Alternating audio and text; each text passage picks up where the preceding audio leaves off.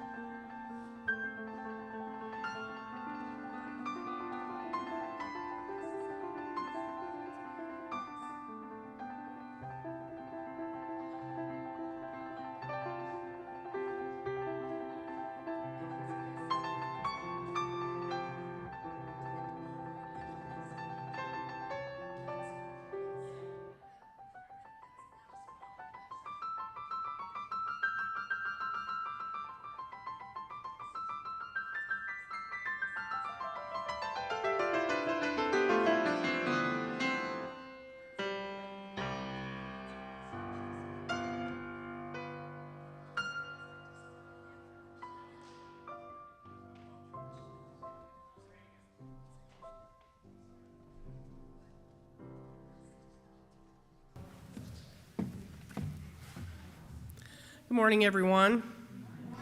We have a slight delay this morning getting started.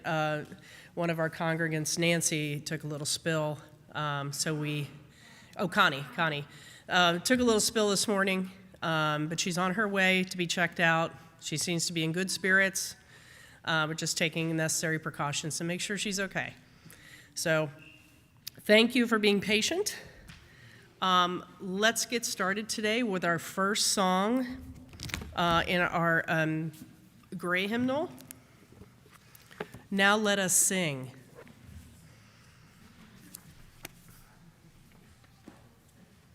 Number 368.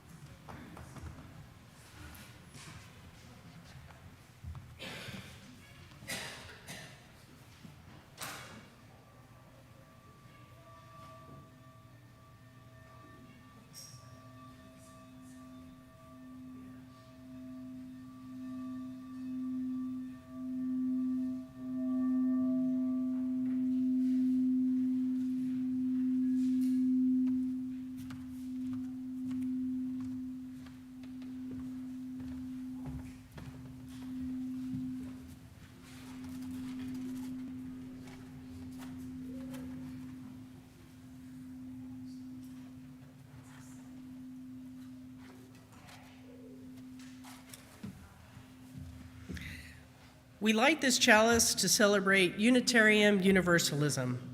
This is the church of the open mind. This is the church of the helping hands. This is the church of the loving heart. Together, we care for the church and each other. Good morning, everybody. My name is Rita Volz, and I will be leading the service today.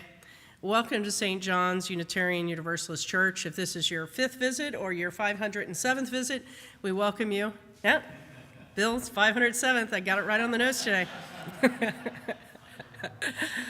We have a guest speaker as well today. Her name is Rachel Maxwell, and she is a Unitarian Universalist stewardship consultant, and she's currently working with St. John's as we navigate our capital campaign process.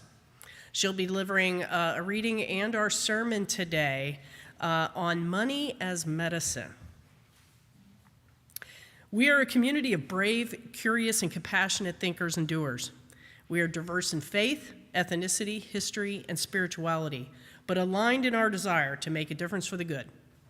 We have a track record of standing on the side of love, justice, and peace. We're so happy that you've joined us today for worship. Let's start with another hymn today. Hymn number 121, We'll Build a Land.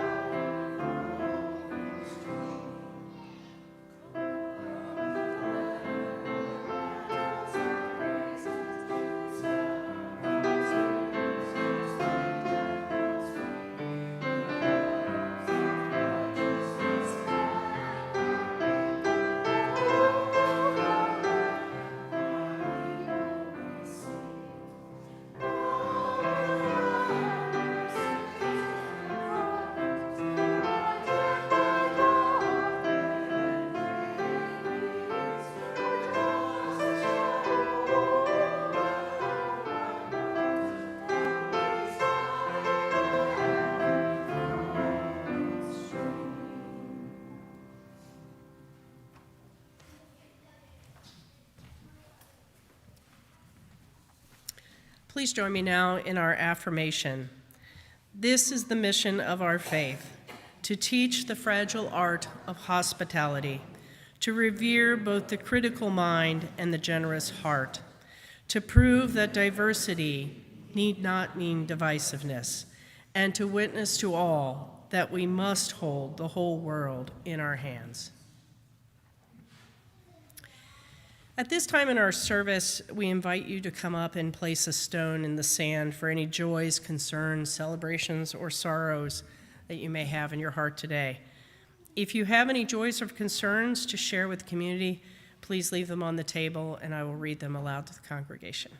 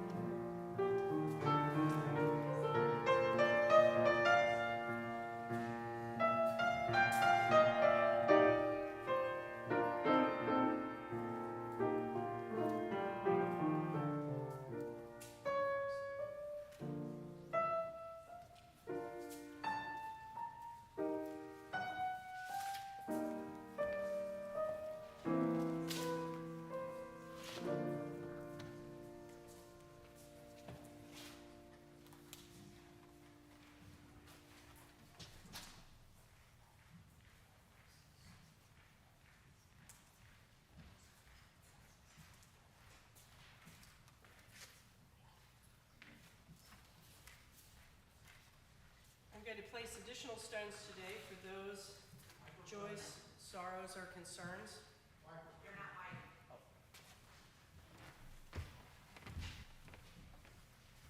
I'm going to place 2 extra stones today for those, one for all those joys and concerns that were not expressed or are hidden in the hearts of those in congregation today or online. And I'm also going to place a second one for Connie in her recovery and hope that she's okay today.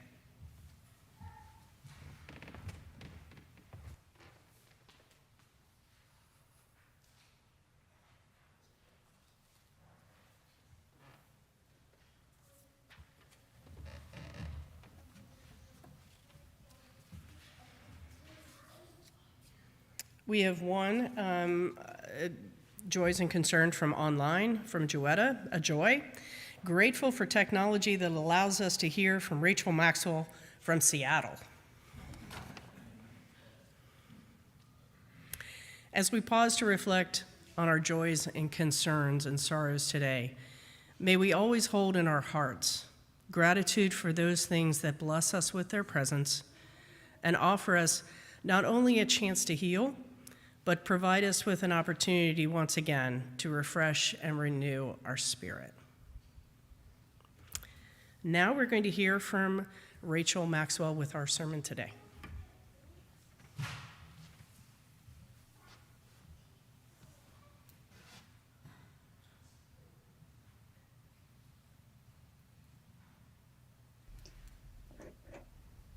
Hi, I am Rachel Maxwell, a stewardship consultant serving your congregation.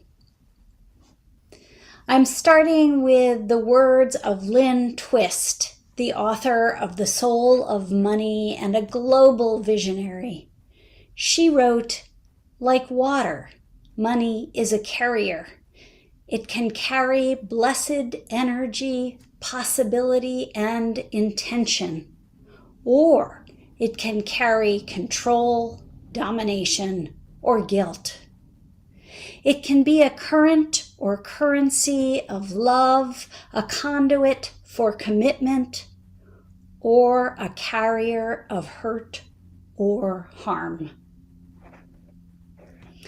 I am before you today because I serve your congregation as a stewardship consultant, helping you make your way to and through a successful capital campaign so you can more fully live your vision of beloved community, so you can honor both your past and your future by renovating your historic sanctuary and making your facility more welcoming to young and old, to your community, to all who need the respite, the embrace, and the power of your liberal religious home.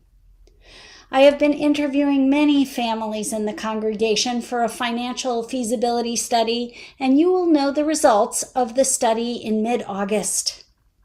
These are not easy times, and I am always encouraged by the commitment of Unitarian Universalists to building a world filled with love and caring. I am grateful to be among you. I spend a lot of my time talking to people about their values and their money, and I talk about money as a tool, simply a tool, like a hammer that hits a nail to build a home. Money is a tool we all use in our lives to help us live, to help us create the real value in our lives. To be clear, money itself is not value. It's how we use it that matters.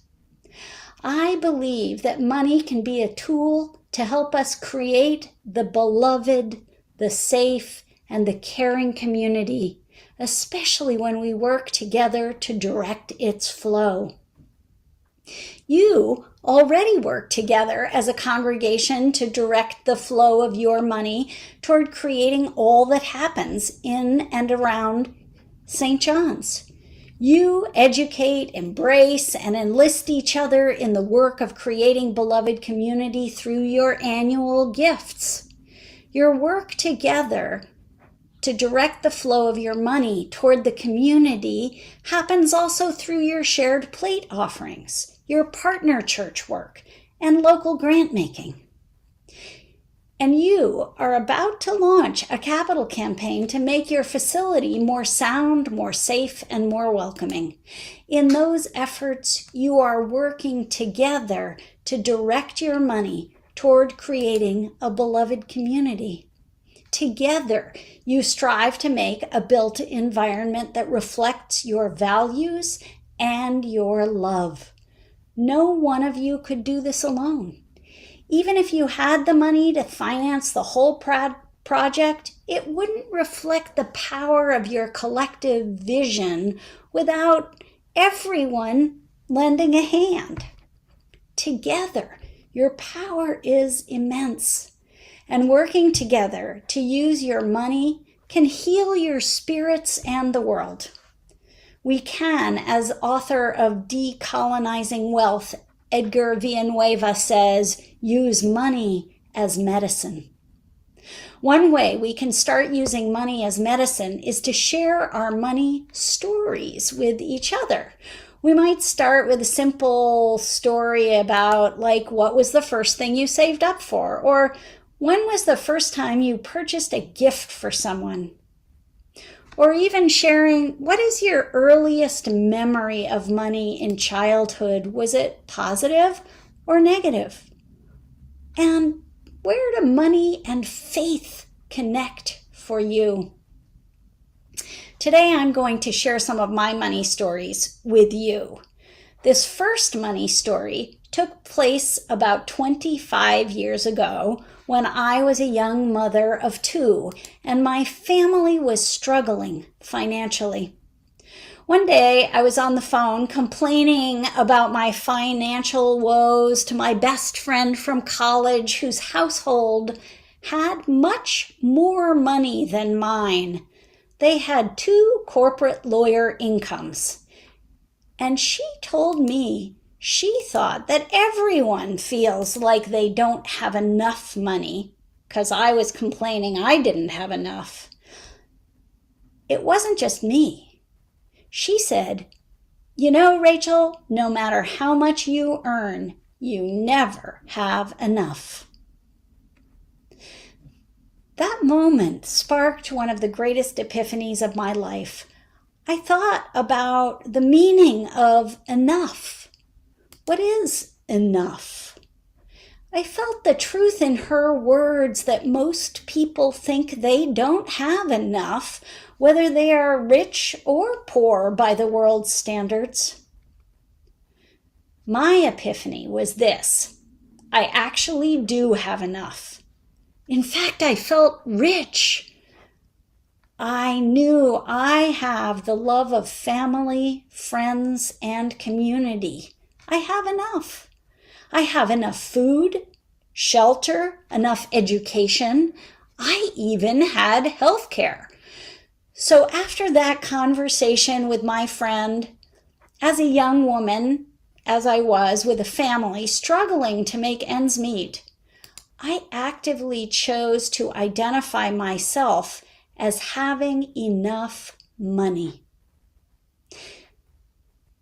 Because my culture, or our culture, was and is still constantly suggesting, really pushing the idea that I don't have enough, people are buying that.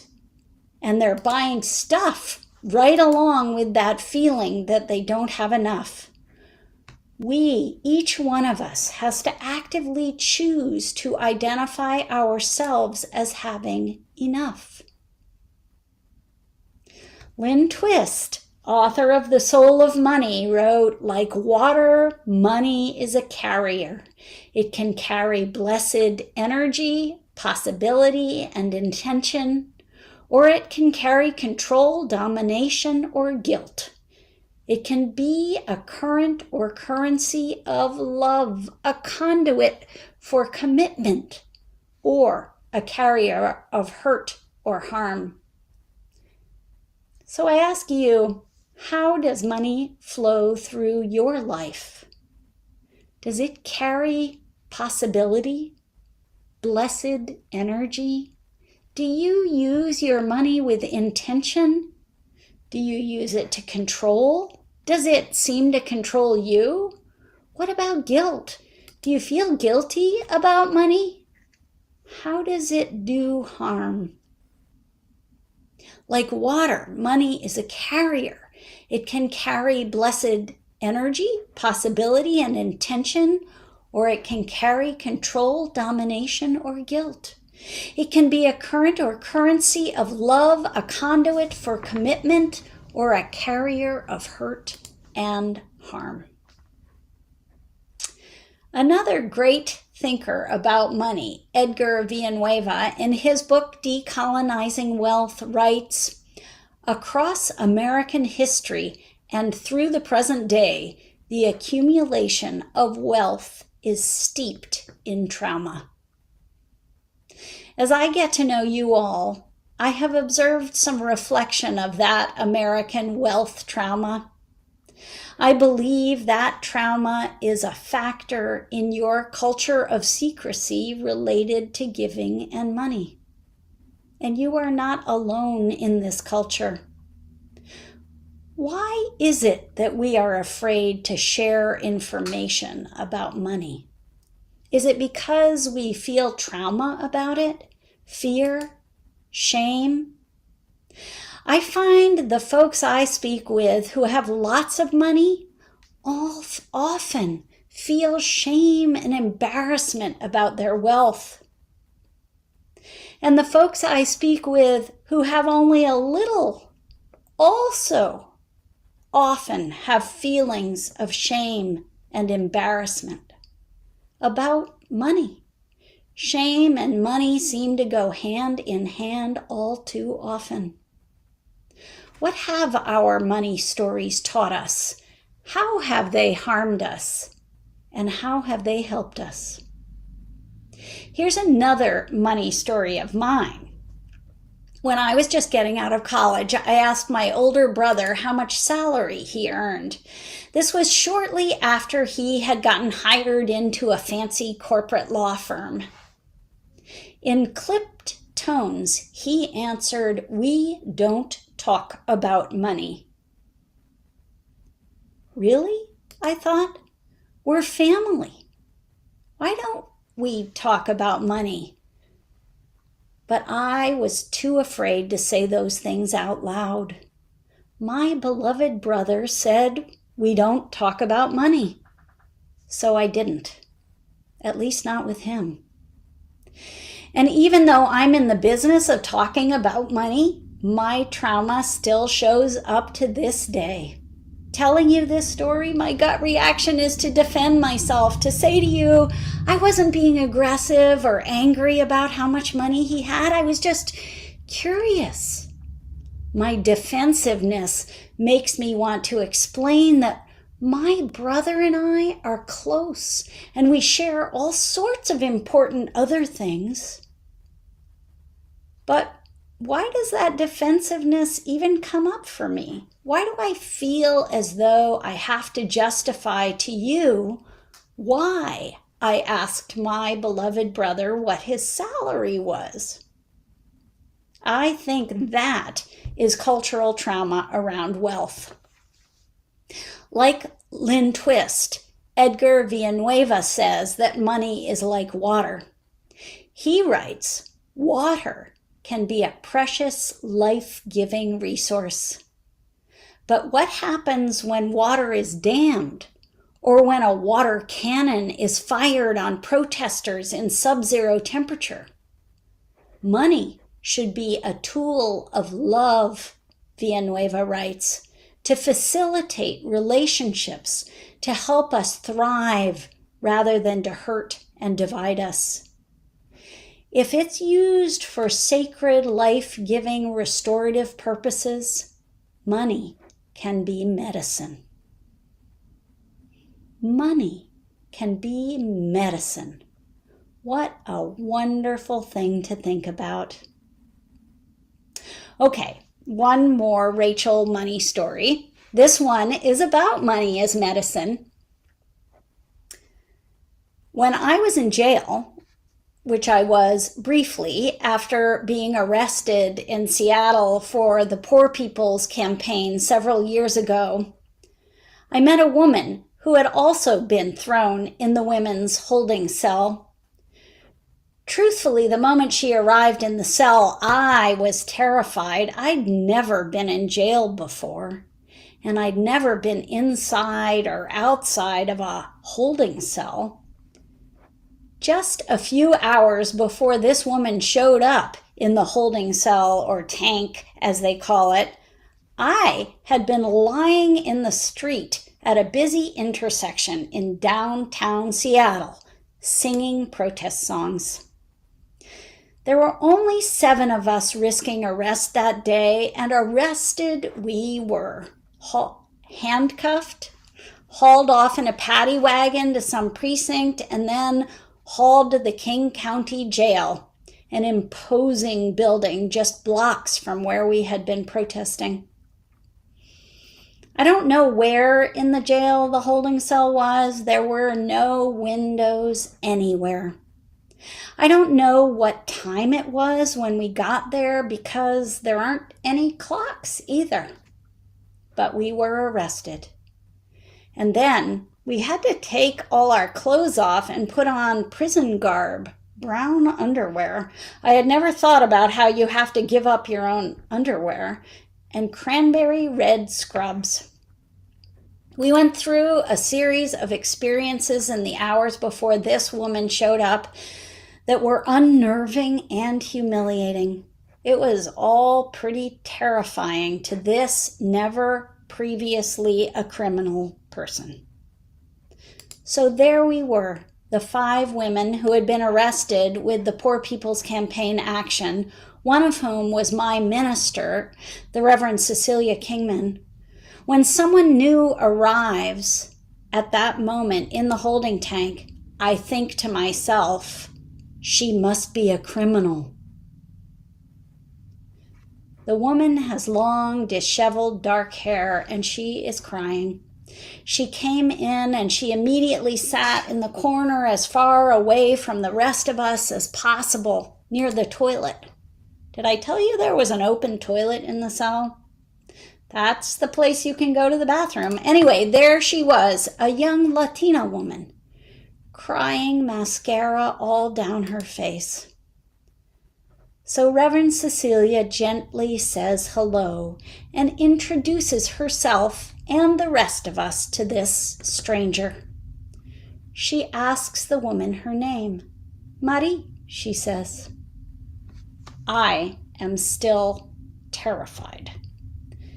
Cecilia says she's a minister and would Marie like us to pray with her? And so we do.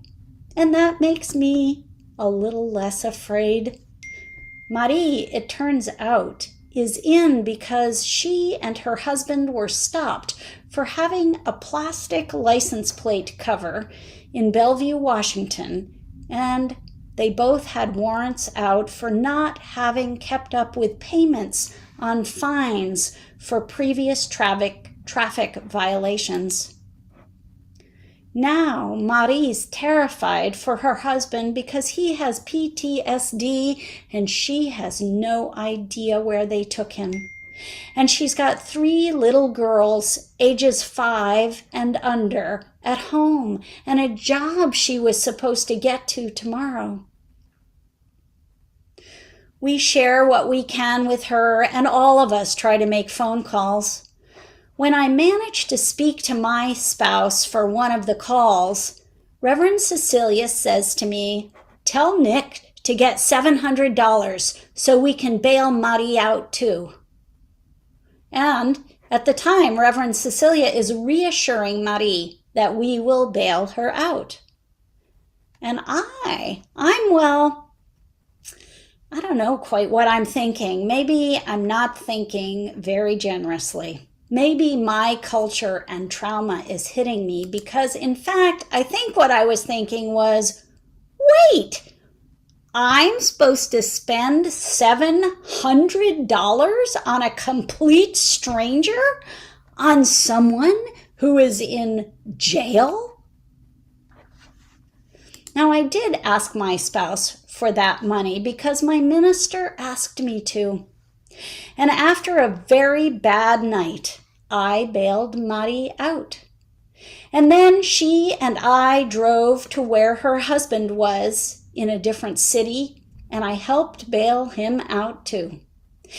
And then we found out where their car had been impounded in a 3rd city, and I bailed it out too.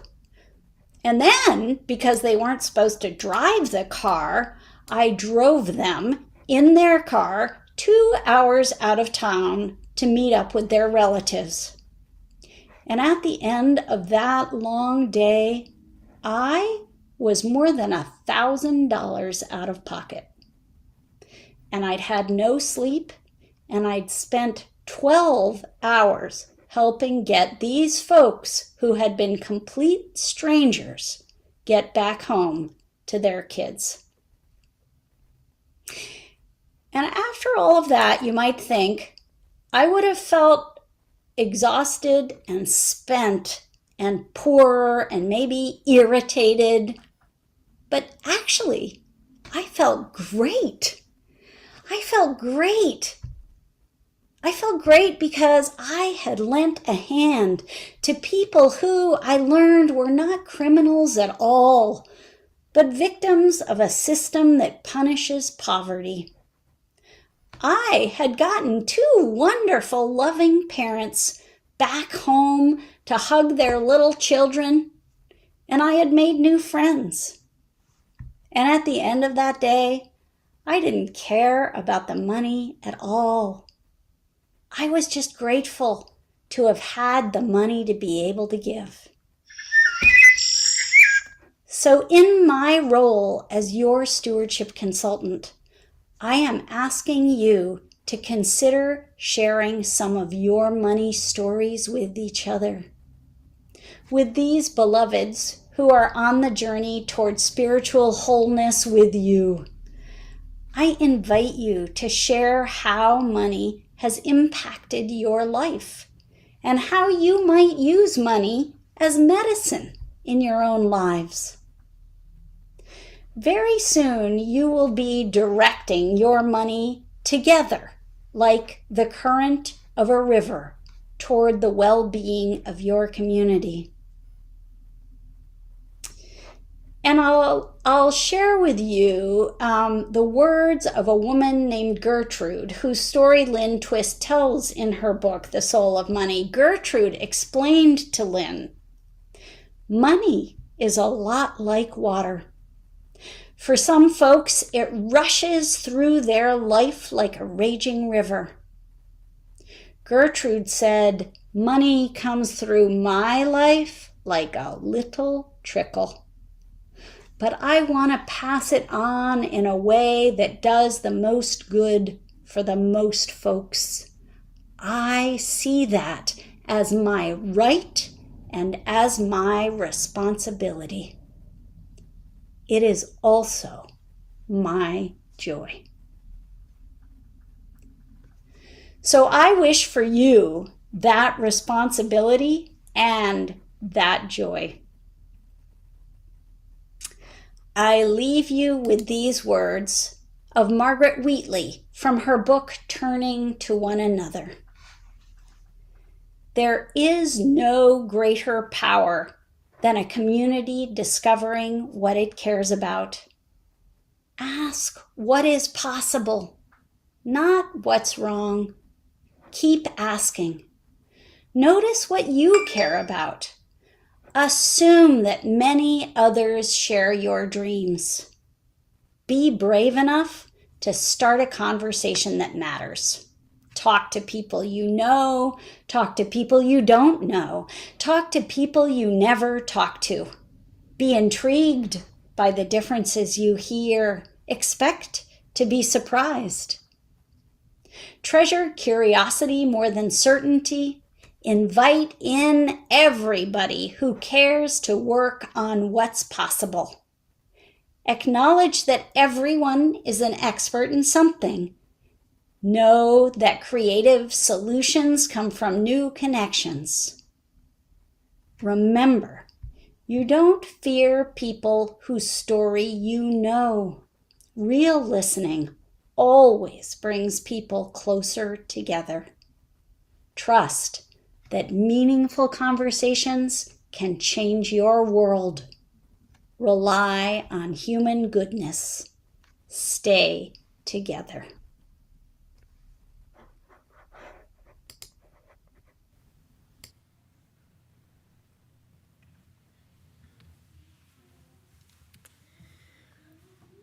So Lori and I had an opportunity to talk to Rachel this week as well. And as Rachel says, many times these financial conversations are not easy. They weren't easy for Lori and I as well. But we both realized that our contribution, big or small, helps to grow this community, helps to grow this congregation for the good. The impossible is less impossible with those contributions. And at this point in our service, this is our offertory moment. We ask that you give as the Spirit moves you.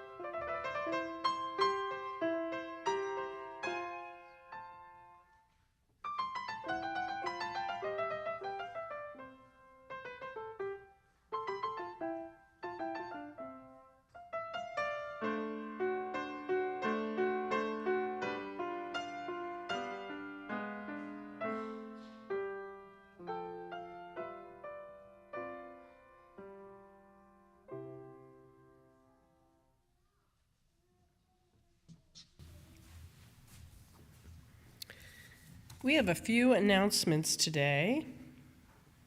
The Found House, IHN, families need meals in August, so please sign up and support this. Families are currently sheltering at a hotel, but in September, they will be back in congregation where we will be able to socialize with them. There is an orientation after church. If you're interested in participating, please meet Wanda Crawford out in the lobby area. We ask that you save the date for the church picnic, Sunday, August 14th on the front lawn. Details to be announced later on that. Coffee hour volunteers are still needed. The new list for July, August, and September is on the bulletin board next to Crow Pfeiffer this week. If you have any questions, please contact Rich Overturf. The Outreach Committee will meet to select the Split the Plate recipients for the next several months. If you would like to request a nonprofit for consideration, please forward those suggestions to Deb Pochnik before August. And again, the Capital Campaign update. Please mark your calendar for Sunday, August 28th. The Capital Campaign kickoff will take place. More info will be shared on that as well.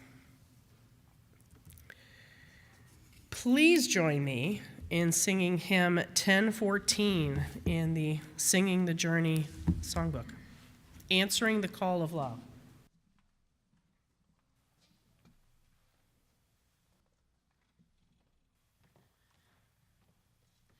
I would like to say that if it's in my hymnal, it may be in yours, that in 2016, Reverend Jason Sheldon changed the title lyric from Standing on the Side of Love to Answering the Call of Love, so that those who can't stand can still answer the call. So when you get to the words in the hymn where it says, "We are standing on the side of love," please say, "We are answering the call of love."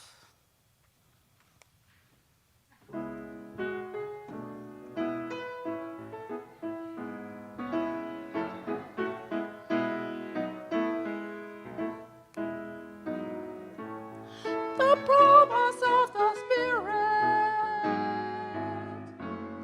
faith, hope, and love above. So every soul is blessedly known, truth in our hearts is alive. We are answering the song of love, and joined together as God's feet has run. Emboldened by faith, we dare to proclaim, we are answering the song of love. Sometimes we build a barrier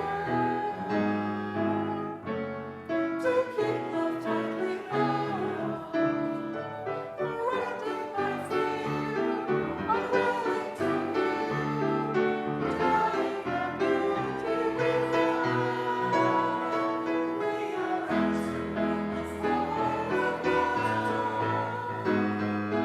and joined together as hearts beat as one. Emboldened by faith, we dare to proclaim, we are answering the call of love. A bright new day is dawning, when love will not depart. Reflections of grace in every embrace, fulfilling the vision divine. We are answering the call of love, hands joined together as hearts beat as one. Emboldened by faith, we dare to proclaim, we are answering the call of love. We are answering the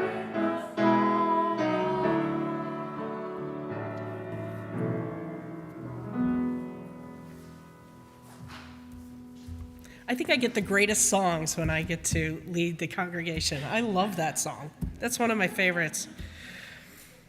I want to end today by a poem by Kenneth Langer. Let me find peace within, so that I may be calm throughout. Let me find silence within, so that I may find compassion throughout. Let me be reminded that some things are worth waiting for. Let me be reminded that the journey is more important than reaching the destination.